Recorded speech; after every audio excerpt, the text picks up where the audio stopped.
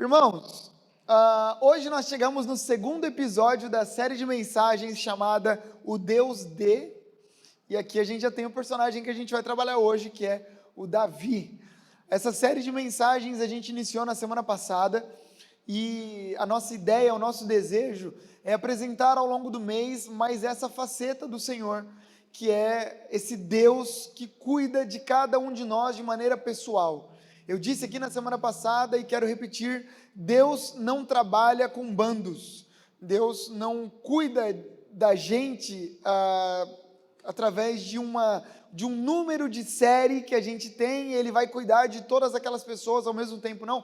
Deus se revela pessoalmente a cada um de nós, e o meu desejo com essa série é que ao final dela, você e eu, a gente consiga encontrar o Deus não só do Jacó, não só o Deus do Davi, mas o Deus do Rodrigo, o Deus do Diego, o Deus do Renato, o Deus da Amanda, o Deus de cada um de nós sendo revelado pessoalmente para a gente.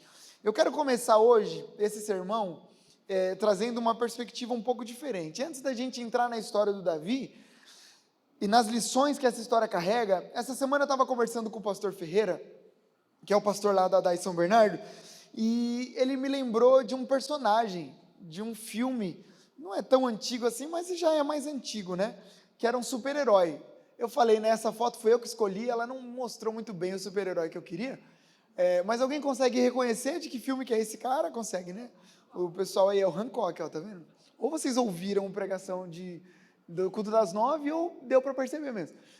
O Hancock, ele é um filme que o Will Smith fez lá em 2008, e ele é um super-herói, só que apesar dele ter muitas habilidades especiais, muitos dons, uma força sobrenatural, capaz de salvar a vida de uma cidade inteira, ele, pastor Marquinhos, também é aquele cara que, ao mesmo tempo que ele salva, ele destrói. Quem assistiu o filme sabe, ele, para salvar a cidade, ele desce, ele não consegue controlar a sua força, então ele sai quebrando tudo. Então, ao mesmo tempo em que ele ajuda, ele atrapalha.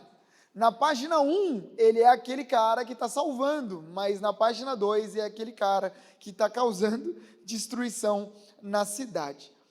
A ideia do filme é justamente essa, mostrar essa dualidade constante na vida do Hancock, que é um herói que, ao mesmo tempo que tenta ajudar, causa destruição. E de alguma maneira, guardadas as devidas das proporções, essa também é a história de Davi. O Davi, na página 1, é o cara que, com as suas habilidades, com a sua força, consegue fazer grandes coisas para o Senhor. Mas é o mesmo cara que, na página 2, vive o lugar mais profundo da sua história. A história de Davi é uma história de altos e baixos. A história de Davi é uma história de vitórias e de derrotas, de sucessos e de fracassos, assim como a nossa também. Então, quando a gente fala do Hancock, que é um exemplo de um filme, quando a gente fala do Davi, a gente pode falar também da nossa própria história. Porque, de certa forma, olhar para a história deles é olhar para a nossa. Eu sei que pode parecer óbvio, mas nós também vivemos essa dualidade de momentos. Tem dia em que parece que as nossas qualidades, elas são vistas por todo mundo. E todo mundo olha e fala: caramba, como esse cara é talentoso. Olha só que coisa boa que esse cara fez. Só que na página 2, parece que os nossos defeitos aparecem mais do que as nossas qualidades. E deixa eu te dizer, a vida é assim. Os seres humanos são assim. Não há ninguém que consiga dizer assim: eu consigo ser perfeito e carregar todas as minhas qualidades o tempo inteiro, 24 horas por dia. Não, tem dia que a gente está bem, mas tem dia que a gente não está tão bem assim. Tem dia que a gente acorda querendo mudar o mundo, e no dia seguinte parece que a gente precisa de ajuda para todo mundo, de todo mundo, para fazer as coisas mais básicas. Por isso que eu quero ler com você como que começa a história de Davi. Olha só como começa a história desse homem. Esse texto está lá em 1 Samuel, capítulo 16, a partir do primeiro versículo. E aqui vem uma curiosidade enquanto você abre aí. Todas as vezes em que você for falar de uma carta do Novo Testamento, é sempre primeira. Quando tem duas, né? 1 Coríntios, não é Corinthians, que ganhou do Palmeiras na segunda-feira de 2-0, não é desse Corinthians que eu estou falando. Eu estou falando de Coríntios, a carta que Paulo escreveu. Então é 1 Coríntios. No Antigo Testamento é sempre primeiro, porque é um livro. Então é o livro de Samuel. Então, 1 Samuel, capítulo 16, diz assim: O Senhor disse a Samuel: Até quando você irá se entristecer por causa de Saul? Eu o rejeitei como rei de Israel. Encha um chifre com óleo e vá a Belém, e eu o enviarei a Jessé, porque escolhi um dos seus filhos para ser rei. Samuel, porém, disse: Como poderei ir? Saul saberá disso e me matará. O Senhor disse: Leve um novilho com você e diga que foi sacrificar ao Senhor. Convide Jessé para o sacrifício e eu lhe mostrarei o que fazer. Você ungirá para mim aquele que eu indicar. Samuel fez o que o Senhor disse, e quando chegou a Belém, as autoridades da cidade foram encontrar-se com ele tremendo e perguntaram: Samuel, você vem em paz? Respondeu Samuel: Sim, eu venho em paz, eu vim sacrificar ao Senhor. Consagrem-se e venham ao sacrifício comigo. Então ele consagrou a Jessé e os filhos dele e os convidou para o sacrifício. Agora olha só, irmãos, que interessante. Quando chegaram, Samuel viu Eliabe e pensou: com certeza é este que o Senhor quer ungir. O Senhor, contudo, disse a Samuel: Samuel, não considere sua aparência nem sua altura, porque eu o rejeitei. O Senhor não vê como o homem vê a aparência, mas o Senhor vê o coração. Então Jessé chamou Abinadab e o levou a Samuel, ele porém disse: o Senhor também não escolheu esse. Então Jessé levou Samá a Samuel, mas esse disse também: não foi esse que o Senhor escolheu. Jessé levou a Samuel 7 dos seus filhos, mas Samuel lhe disse: o Senhor não escolheu nenhum destes. Então perguntou a Jessé: estes são todos os filhos que você tem? Jessé respondeu: ainda tenho o caçula. Irmãos, uma pausa aqui. Esse é exatamente o jeito que eu leio esse texto, tá bom? Na minha cabeça ele está assim, ó. Jessé respondeu: eu ainda tenho o caçula, mas ele está cuidando das ovelhas. Tipo assim, não é ele. O Samuel, não perde nem o seu tempo, ele é o caçula, ele está cuidando das ovelhas, deixa ele lá. Samuel disse: traga-o aqui, não nos sentaremos para comer até que ele chegue. Jessé mandou chamá-lo e ele veio. Ele era ruivo, de belos olhos e boa aparência. Então o Senhor disse a Samuel: é esse, levante-se e unja-o. Samuel apanhou o chifre de óleo e ungiu-o na presença de seus irmãos. E a partir daquele dia, o Espírito do Senhor apoderou-se de Davi. Louvado seja Deus. Irmãos, para a gente entender melhor essa história, como de costume, a gente tem que voltar um pouquinho e tentar ver o contexto um pouco geral ali do que estava acontecendo. Primeira coisa que a gente tem nessa história é que ao redor dela, Israel estava vivendo uma crise de liderança. O rei de Israel nesse momento era Saul. Só que Saul, apesar de ter sido escolhido por Deus, ele começou a fazer muitas coisas erradas, ele começou a desobedecer o Senhor, e por conta disso, a sua liderança foi rejeitada pelo próprio Deus. É por isso que o texto começa dizendo: Samuel, não é para você ficar triste. Por quê? Porque eu rejeitei Saul. O lugar de Saul não é mais a liderança de Israel. Esse é o primeiro momento ali do que está acontecendo ao redor de Davi. A segunda coisa é que dentro do contexto político e social, Israel está passando um grande problema, porque os filisteus estão o tempo inteiro provocando a ira dos israelitas. Os filisteus eram um povo que vivia na cidade ao lado, e eles estavam numa constante guerra fria, a ponto de que todos os dias os filisteus provocavam Israel buscando uma guerra. Naquela época, o Saul ele conseguiu construir um bom poder militar para Israel. Só que o problema é que junto com a queda da liderança de Saul, o poder militar de Israel também foi caindo. Então é nesse cenário que surge o Davi.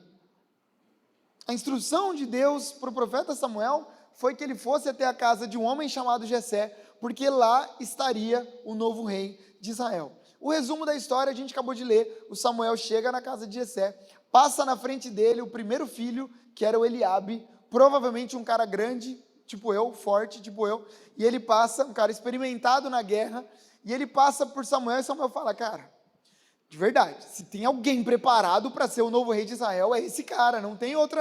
O cara é grande, forte, já guerreou bastante. E aí Deus disse para Samuel: Samuel, esquece. Deus disse não. E esse não de Deus vem como uma correção de juízo para Samuel, que é uma correção de juízo para nós também. Porque muitas vezes a gente é levado a olhar para as pessoas como Samuel. E a gente olha para a aparência, e na aparência as pessoas parecem homens de Deus, mulheres de Deus. Por quê? Porque elas têm um jeito de gente de Deus, elas andam como pessoas de Deus, elas vão para o lugar onde as pessoas de Deus estão, e a gente diz, certeza que é alguém de Deus. Porque a aparência revela que elas são. Mas o que Deus está dizendo é, Samuel, você olha para a aparência e as aparências enganam. Eu não olho para a aparência, eu olho para o coração. É por isso, irmãos, que a gente tem que tomar muito cuidado com os julgamentos que a gente faz na vida das pessoas. Porque tem gente que a gente está afastando da nossa vida, porque a gente pensa que não é de Deus, porque não parece de Deus. Só que na verdade é justamente alguém que Deus gostaria de deixar por perto de você. E tem gente que a gente quer manter por perto, porque parece gente de Deus, mas na verdade, Deus está dizendo, cara, esse aí eu já rejeitei. Muito cuidado. Cuidado com aquilo que pode parecer, mas não é. Eu me lembro, eu conto isso de verdade, porque eu acho engraçado. Eu me lembro quando a gente começou a igreja aqui, eu tinha 27 anos. E aí, vocês imaginam como era ser pastor de uma igreja com 27 anos. Eu, Dejinha, um monte de criança aqui. Né? E aí vocês começaram a chegar. E eu lembro que algumas pessoas tinham vergonha de me apresentar como pastor. Elas não diziam, mas eu percebia. Elas falavam assim, esse aqui é meu pastor, tão jovem, né? Falaram, peraí, você já está se justificando por mim? Você não me dá nem a chance de justificar, né? E para mim isso sempre foi muito tranquilo, assim, né? Porque, graças a Deus que eu sou jovem, né? Um dia, eu vou ficar triste, Diogo, quando alguém falar assim, o meu pastor é aquele senhorzinho ali, ó, barrigudo, de barba branca. Falar, é aquele, aí a gente já chegou no fim da vida. Mas, por que eu estou dizendo isso? Porque às vezes as aparências, elas enganam. E enganaram Samuel no começo. A chamada de Deus para Samuel é muito clara, eu não vejo como vocês veem. Vocês olham a aparência, eu olho o coração. A história segue e se repete para todos os filhos de Jessé. A história é a mesma. Samuel, não é esse, não é esse, não é esse. Até que o Samuel pergunta para o Jessé se não tinha nenhum filho mais daquela casa. E a resposta foi essa. Jessé respondeu, eu ainda tenho o caçula, mas ele está cuidando das ovelhas. Samuel disse, traga-o aqui, não nos sentaremos para comer até que ele chegue. Jessé mandou chamá-lo e ele veio. Ou seja, irmãos, na decisão de escolher o próximo rei de Israel, o Davi não era escolhido nem pelo próprio pai. A própria família de Davi o rejeitou como rei de Israel. Porque poderia ser que o Davi falasse assim, não, peraí, tem mais um filho, pode ser ele. Ou os irmãos dissessem assim, pai, está faltando o Davi. Vamos lá, chama ele, porque ele é parte da família. Davi era tão improvável que acharam que não era nem necessário chamar ele e tirar ele do trabalho com as ovelhas. O Jessé chamou Davi e o texto diz que o Senhor confirmou a escolha no coração de Samuel. Samuel ungiu Davi a rei e a partir dali, não apenas a história de Davi, mas de toda a sua família seria transformada para sempre. Irmãos, se você for olhar para a Bíblia, a história de Davi ela é contada pelo menos em 42 capítulos diferentes. Então é muita coisa, é impossível conseguir resumir a história de Davi aqui para a gente hoje. Então, por isso, eu escolhi duas cenas da vida de Davi, esse homem que foi escolhido por Deus, e são as cenas mais famosas da vida dele, para a gente poder refletir aqui hoje, juntos.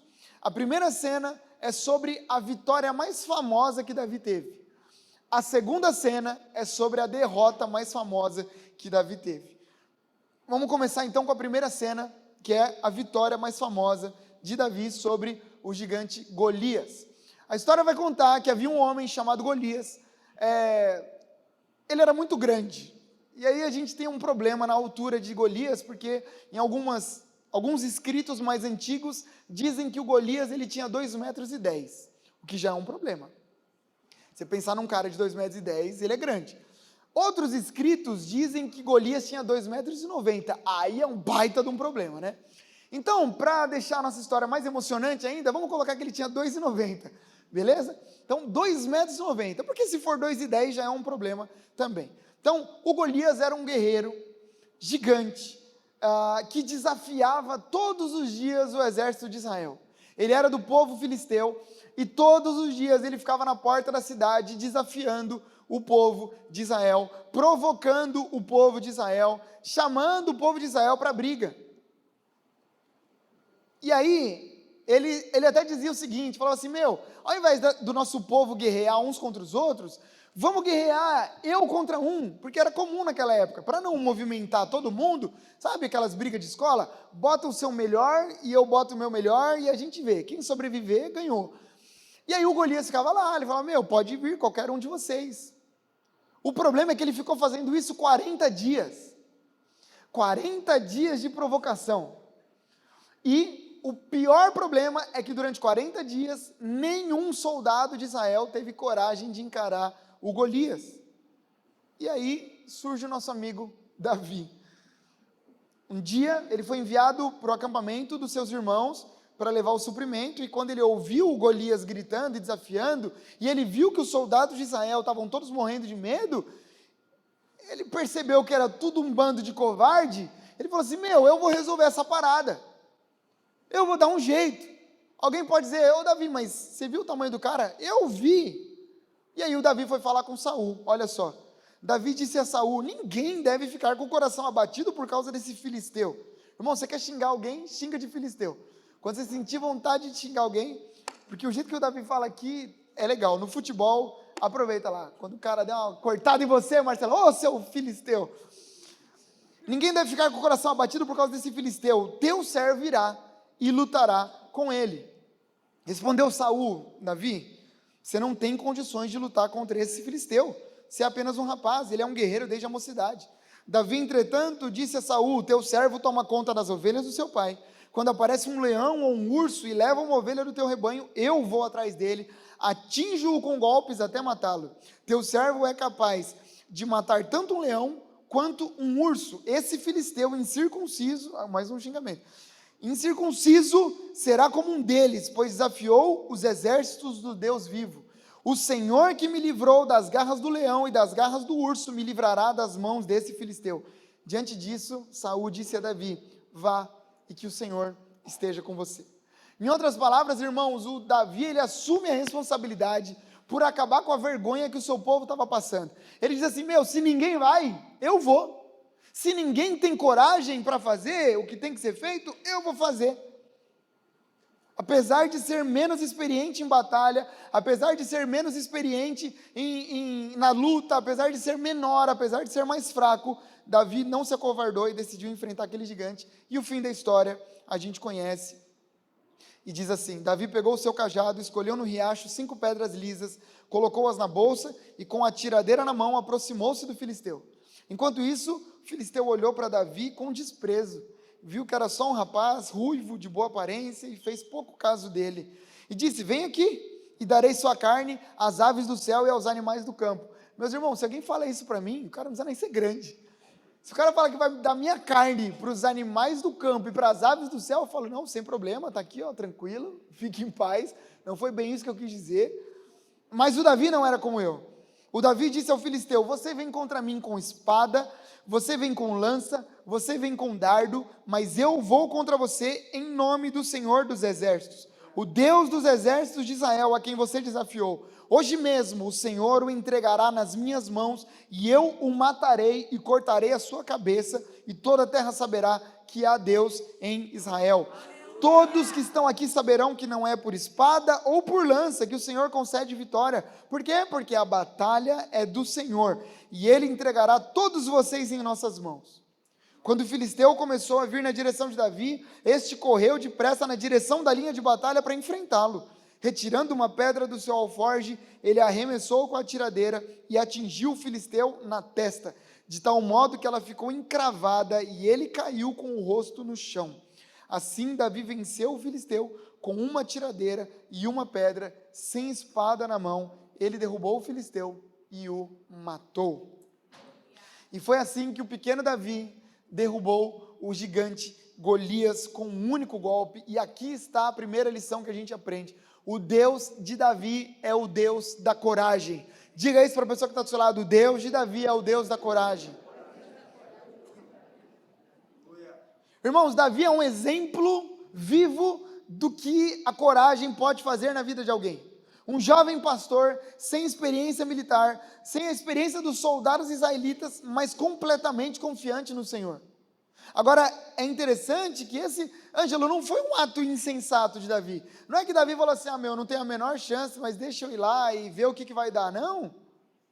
O Davi, ele não estava confiando na armadura, nem na espada, não, ele estava confiando no Senhor. É por isso que constantemente o Davi cita, você não me desafiou, Golias, você desafiou o exército do Senhor. Quem vai te derrubar hoje é o Senhor. Quem vai fazer acontecer aqui é o Senhor. Você não se meteu com o Davi pequenininho, você se meteu com o exército do Deus vivo. Em outras palavras, o Golias poderia até ser um grande soldado, os filisteus poderiam ter até um grande poder militar, mas o Davi se movia debaixo de uma certeza, e essa deve ser a certeza que move o nosso coração também. Nenhum exército do mundo é páreo para o Senhor que comanda todos os exércitos. Por isso que a gente diz que a gente com o Senhor é maioria. Pastor, mas eu estou sendo perseguido no meu trabalho. Deus está com você, você é a maioria. Pastor, mas estou passando a pior crise de toda a minha história. Deus é com você, você é a maioria. A gente não anda debaixo das possibilidades ou das nossas habilidades. A gente anda debaixo das possibilidades do Senhor. Eu gosto de lembrar, irmãos, nós somos o povo do milagre. Qual é a chance de um cara como Davi derrubar Golias? Nenhuma, mas nós somos o povo do milagre. Deus não se movimenta debaixo das possibilidades, nem das probabilidades. Tinha tudo para dar errado, mas Deus fez dar certo. A porta estava fechada, mas Deus abriu. E a que estava aberta, ele fechou, porque ele faz do jeito que ele quiser. Pastor, mas a gente está vivendo um tempo de tanta crise financeira no Brasil, uma crise econômica, a gente não sabe para onde vai.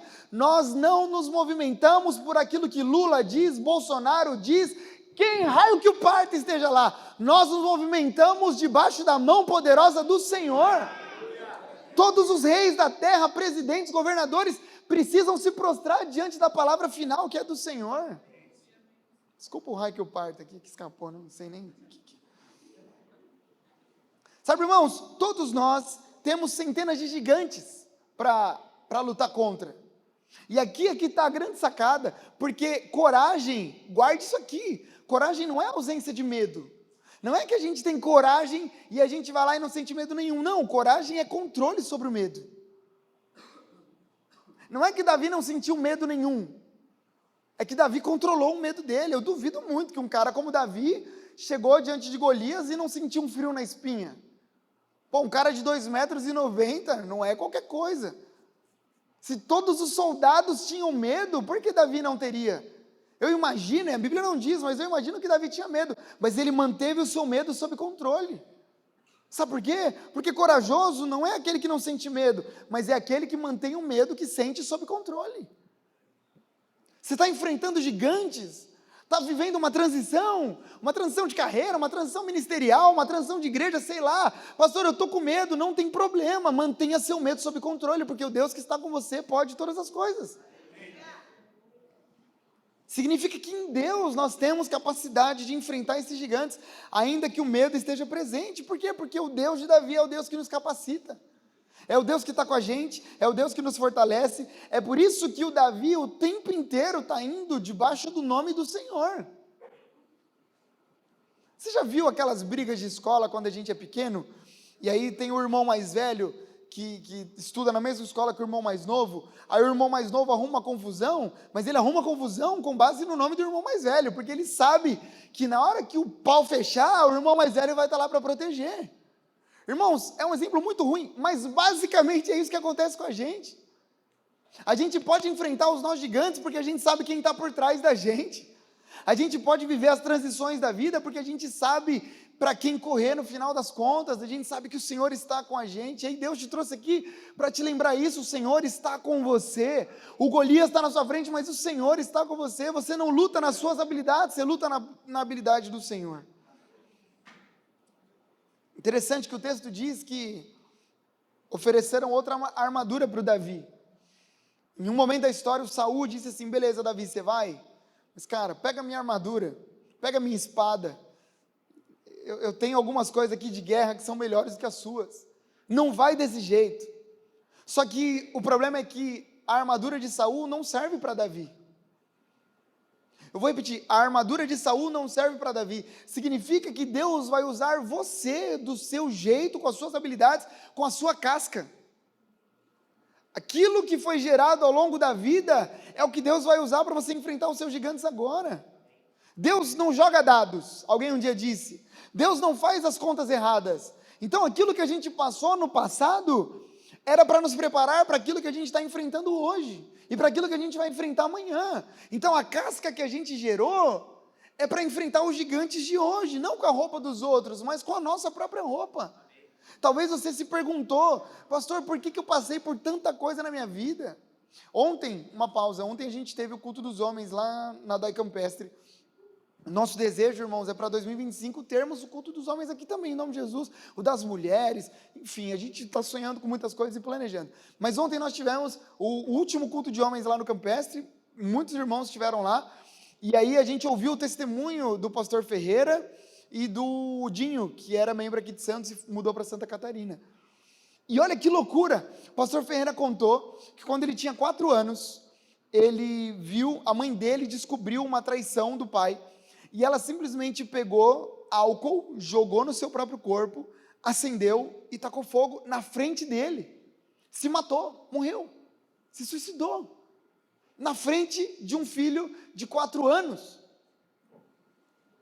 E aí o pastor Ferreira falou assim, e ele contando a história, o pastor Ferreira foi preso, eu estou contando porque ele contou ontem, ele foi preso 3 vezes, e ele falou, Diego, na última vez, falou para todo mundo, na última vez em que eu fui preso, eu fiquei 1 ano e 11 meses preso, foi o melhor 1 ano e 11 meses da minha vida, porque lá eu tive um encontro pessoal com o Senhor. Ali a minha vida foi transformada, foi tratada, foi renovada. Deus tirou dos piores momentos da minha vida as grandes chaves que eu precisava para o resto da minha vida. Eu só tive um encontro com Jesus porque eu passei por aquilo que eu passei, e é isso que Deus está falando ao nosso coração. Nós só estamos onde estamos porque nós passamos por aquilo que passamos. Deus nos preparou para esse tempo, para que a gente usasse as nossas roupas para lutar contra esses gigantes. Talvez você não entendeu por que Deus mandou tanta dificuldade para você até hoje, porque Ele está te preparando, está te fortalecendo. Eu já disse outras vezes, irmãos, só tira suco da uva se você amassar a uva, só sai suco da azeitona se você pisar na azeitona, você só retira o ouro puro quando você coloca o ouro no fogo. É por isso que muitas vezes Deus nos leva para caminhos difíceis para tratar o nosso coração. Fico imaginando o Davi dizendo, por que eu sou pastor, eu faço tudo certinho, mas toda hora vem um leão e Deus deixa o leão levar uma ovelha minha para eu ir lá e resolver? Toda hora eu estou aqui tranquilo, e aí toda hora vem um urso e tenta levar uma ovelha minha, e eu tenho que ir lá resolver o problema com esse urso. Mal sabia Davi, que o leão e o urso do campo estavam preparando ele para o grande gigante que ele teria que enfrentar. É por isso que a gente tem que olhar com mais carinho para os problemas que a gente enfrenta, porque são esses problemas que estão nos preparando para os gigantes do futuro. Eu oro, irmãos, por coragem do Senhor, não coragem nas nossas próprias habilidades, mas coragem do Senhor para a nossa vida, que o Senhor nos encha de coragem, a ponto da gente dizer, se ninguém vai, eu vou, se ninguém faz, eu faço, se os soldados que são preparados não querem, eu estou à disposição. Por quê? Porque quem vai comigo é o Senhor, em nome de Jesus. A segunda lição que a gente aprende com a vida de Davi é que o Deus de Davi é um Deus de restauração. Diga comigo, restauração. Restauração é uma palavra que a gente usa muito pouco, mas olha só, não foi à toa que eu iniciei esse sermão falando sobre a dualidade na vida de um personagem mais contemporâneo para a gente e também na vida de Davi, porque o mesmo Davi que derrubou o gigante Golias, agora ele está numa cena um pouco diferente, e eu vou ler aqui para vocês, 2 Samuel 12:1. Então o Senhor enviou Natã a Davi, o profeta Natã. Quando ele chegou, disse, Davi, vou te contar uma história. Havia 2 homens em certa cidade, um era rico e o outro era pobre. O rico possuía muitas ovelhas e bois, mas o pobre nada tinha senão uma cordeirinha que havia comprado. Ele a criou, ela cresceu com ele, com seus filhos, ela comia do seu prato, bebia do seu copo e até dormia nos seus braços. Era como uma filha para ele. Certo dia um viajante chegou à casa do rico, Este, porém, não quis pegar uma das suas ovelhas ou de seus bois para preparar uma refeição para o viajante que tinha chegado. Em vez disso, preparou a cordeirinha que pertencia ao pobre. Então Natan disse a Davi: Davi, você é esse homem. Aqui Natan está contando essa história para pegar Davi no pulo, porque essa história de Natan para Davi, sobre um rei, um grande homem rico que tinha muitos bens, e um pobre que só tinha uma cordeirinha, e aí o rico, ao invés de pegar do seu, pega do pobre para oferecer para outro, a única coisa que o pobre tinha, o rei vai lá e pega.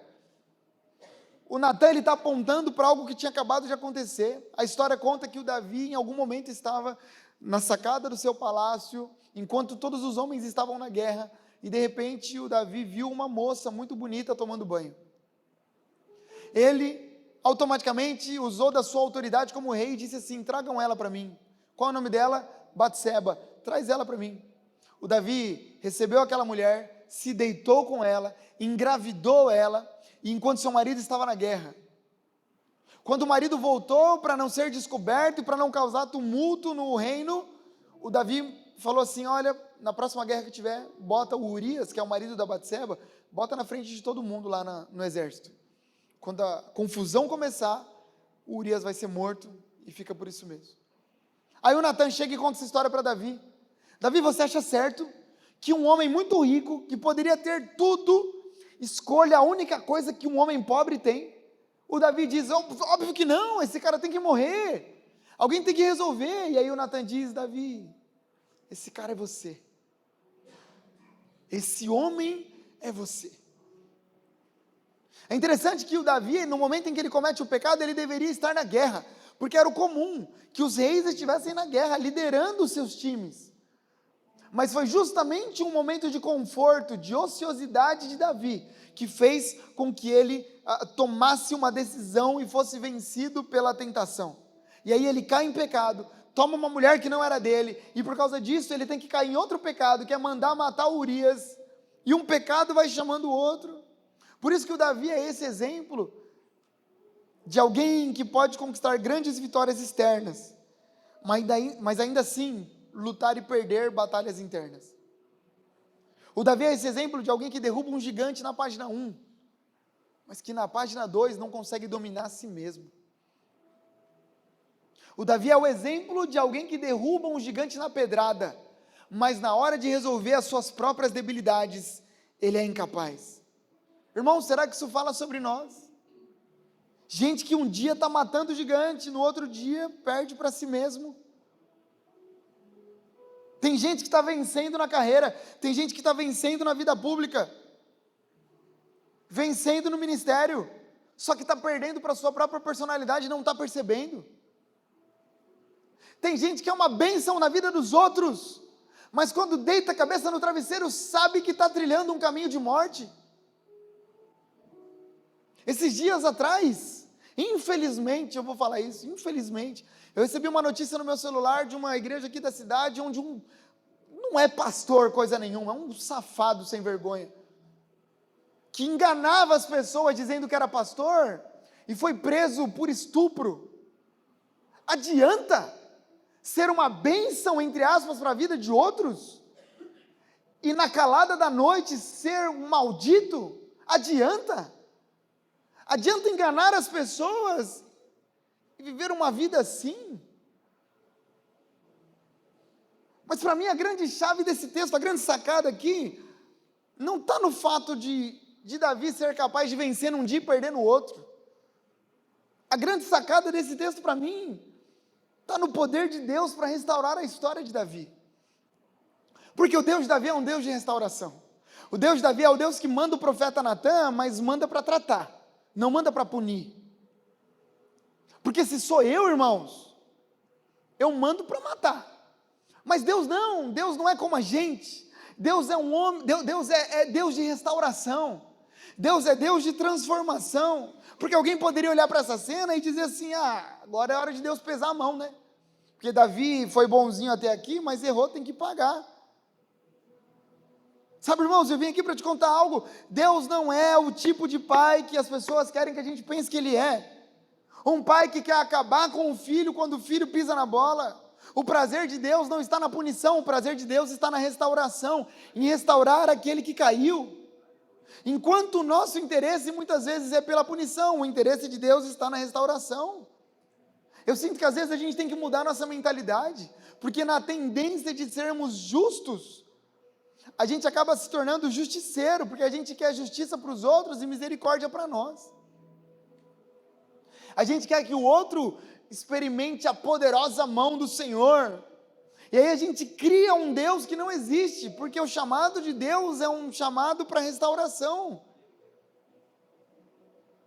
Porque se a gente cria esse Deus, eu citei, né, como se fosse o pai da Ariel lá no desenho, sabe? Só que ao invés de estar no mar, está no céu. Aí ele senta assim no trono dele, com um pedaço de ferro na mão, esperando a gente errar, para ele bater na nossa cabeça e trazer um problema para a gente.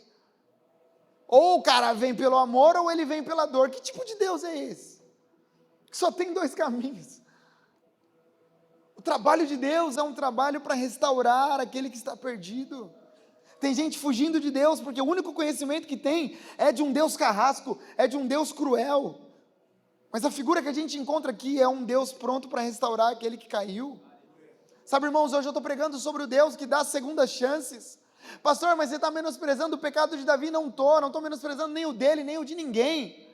Quando a gente erra, nós teremos a consequência dos nossos erros, porque de Deus não se zomba. Aquilo que o homem plantar, ele vai colher, mas nós somos o povo chamado para restauração. Assim como nós tivemos um encontro pessoal com Jesus, e ele transformou a nossa história, assim como um homem como o pastor Ferreira, que foi preso 3 vezes, que teve essa crise na sua família, essa tragédia, foi transformado e hoje é um pastor, o pastor do amor, alguém que cuida. Deus pode fazer assim na nossa vida e na vida daqueles que estão ao nosso redor. Pastor, mas você não sabe o que eu já fiz. Eu não quero saber o que você já fez, eu quero saber aquilo que Deus pode fazer e Ele pode transformar a sua história. Agora tem um problema não, uma questão. A segunda chance e a restauração só são possíveis para quem reconhece que falhou. Como você restaura alguém que não reconhece que errou? Como você transforma alguém que não acha que tem que ser transformado? A razão é simples, é impossível dar uma segunda chance para quem não reconhece que errou na primeira.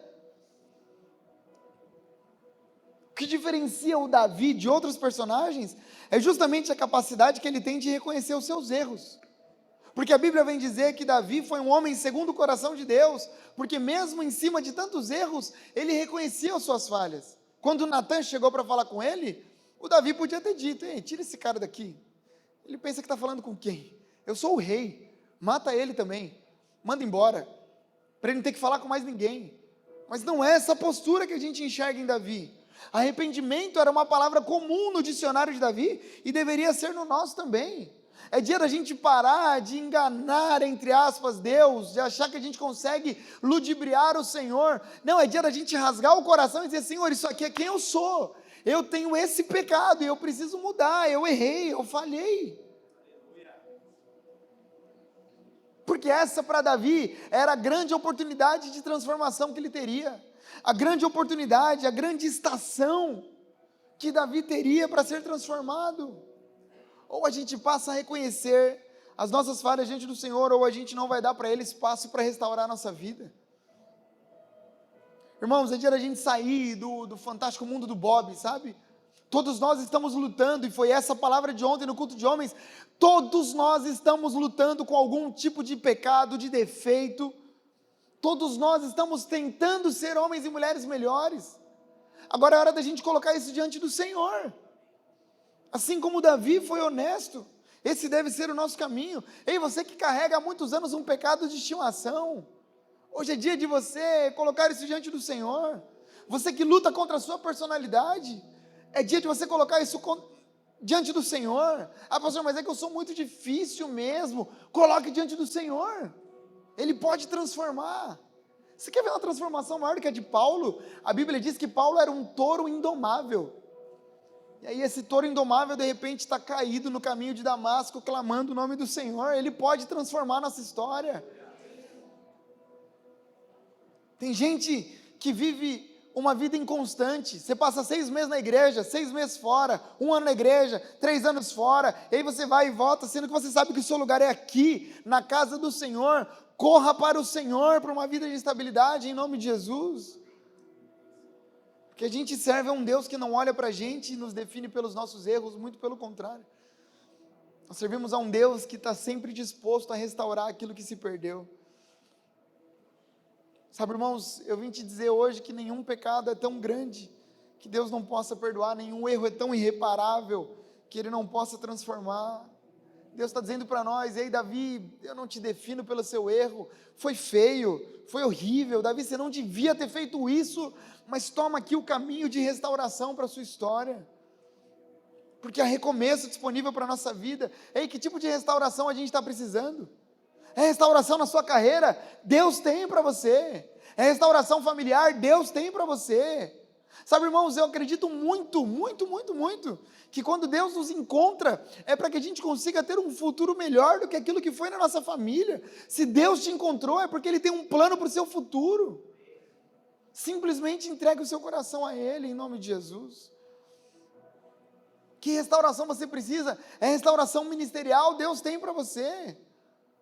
Estava conversando antes de começar o culto com algumas pessoas, como é louco isso, as pessoas chegam, eu creio de verdade que é uma vocação, né? Eu já conversei com alguns voluntários e líderes daqui, da nossa igreja, as pessoas chegam feridas, machucadas, e você acha que foi à toa que Deus te trouxe aqui? Sem querer? Quantas igrejas boas existem nessa cidade? Quantas igrejas, quantos pastores melhores, quantos louvores melhores, quanta coisa boa existe aqui. Você acha que é por acaso que você chegou nesse lugar, nesse culto, que você fincou os seus pés nesse lugar? Eu tenho plena convicção de que Deus tem transformação para a sua história, transformação para a sua vida, algo novo para você a partir daqui. A minha oração hoje é simples: primeiro, que não falte coragem para a gente, coragem para enfrentar os gigantes que surgirem no nosso caminho. Está todo mundo com medo, mas a gente controla o nosso medo. Qual é o gigante que está chegando para você? É uma promoção no seu trabalho? Controla o medo e vai. É uma transição de carreira? Controla e vai. Chamei a Mari essa semana, o Marcelão, para eu falar disso com eles. Deus está chamando? Vai. Com medo mesmo, mas vai. Na coragem de Davi, não na força do seu braço. Quando chegar diante da mudança, a gente vai dizer: quem está comigo é o Senhor dos exércitos. Eu não estou indo porque eu sou bom, eu estou indo porque o Senhor é bom. Coragem, que não nos falte arrependimento para a gente ser restaurado quando a gente falhar. Deixa eu te contar uma novidade: você vai falhar muitas vezes ainda na sua história. Eu também. A gente vai errar, mas quando a gente errar, a gente sabe aquilo que 1 João diz que nós temos. Filhinhos, eu digo essas coisas para vocês para que vocês não pequem. Essa é a ordem. Mas quando vocês pecarem, lembrem que vocês têm um advogado junto ao Pai, Jesus Cristo justo. Ele é o nosso advogado junto ao Pai. Que não nos falte arrependimento para reconhecer as nossas falhas, as nossas deficiências. Que o medo não nos paralise, que a gente não seja definido pelas falhas que a gente comete. Errou? Levanta a cabeça e segue em frente em nome de Jesus. Isso aqui não é uma palavra para amaciar o nosso ego e dizer assim: o pastor falou que eu posso errar, então eu vou sair errando. Não. Isso aqui é uma palavra para a gente ter coragem de segurar a bronca, mas quando a gente vacilar, a gente sabe para onde correr. A gente sabe para onde correr. É muito bonitinho quando o Bruninho, e eu encerro aqui, o Bruninho, meu filho, em casa ele vai e volta, e vai, e corre, e vai para lá, e abre a gaveta, e fecha a gaveta, e entra no banheiro, e fecha o banheiro. Aí quando chega aqui na igreja, acho que ele vê muita gente diferente, aí ele trava assim, né? Aí ele fica parado, fica só olhando. Aí ele vai, às vezes ele dá uns passos para frente assim, aí alguém fala: que bebezinho bonitinho, ele vira e sai correndo, e ele volta para o nosso braço. Por quê? Porque ele sabe para onde correr. A gente tem que lembrar hoje que a gente tem um pai e a gente sabe para onde correr. Não é um pai que vai te matar, é um pai que vai te restaurar. Eu quero orar pela sua vida. Se você pode, fique de pé aí no seu lugar, feche seus olhos. Oro por coragem e restauração, coragem e restauração. Coragem para os gigantes, restauração para os pecados. Coragem para os gigantes, restauração para os pecados. Senhor, em nome de Jesus eu te agradeço. Obrigado porque o Deus de Davi é o nosso Deus. Pai, nós nos reconhecemos em Davi. Um dia derrubando os gigantes, outro dia caindo para os gigantes que estão dentro de nós. Deus nos ajude a sermos homens e mulheres mais constantes. Senhor, nos dê coragem para enfrentarmos as lutas da vida. Deus, a vida é dura, o Senhor já sabia disso, mas o Senhor nos disse para termos bom ânimo, porque o Senhor venceu o mundo. Confiamos no Senhor, confiamos na sua mão, confiamos que o Senhor está com a gente, é na força do seu braço, é na força do seu exército, é o Senhor à nossa frente que nos ajuda a derrubar os gigantes. Mas Pai, também nos ajude a sermos homens e mulheres honestos, verdadeiros, que abram o coração. O Senhor nunca puniu ninguém por ser honesto com o Senhor, então nos ajude a dizermos a verdade.